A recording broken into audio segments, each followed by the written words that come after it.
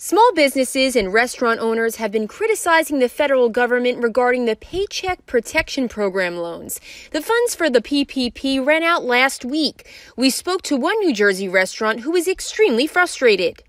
The PPP loan is a loan through the government that is 2.5 times your average monthly payroll. From the moment that the funds hit our bank account, we have 8 weeks to spend that money in order for it to be forgivable. Restaurant owner Neely Robinson says it was a blessing that the loan was approved, but not a blessing in how quickly she received it.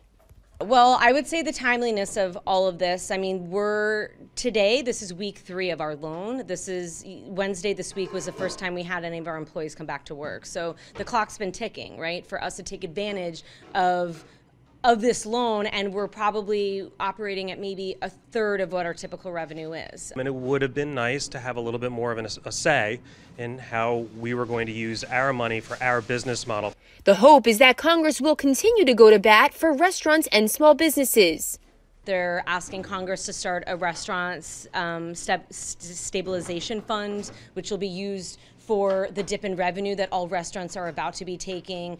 They're also asking Congress for tax rebates. Early on, one of the flaws in the PPP loans were that restaurant giants like Ruth's Chris and Shake Shack, along with the Los Angeles Lakers, received millions of dollars. These companies didn't do anything wrong. They returned the money, but it did slow the process for companies like Heirloom Kitchen from getting their share. I agree that not all business models are the same, and I feel that, especially something that we're doing here, we're pretty small. The style of dining prior to the quarantine was very different. They are calling the PPP loans a government bailout, not a small business bailout.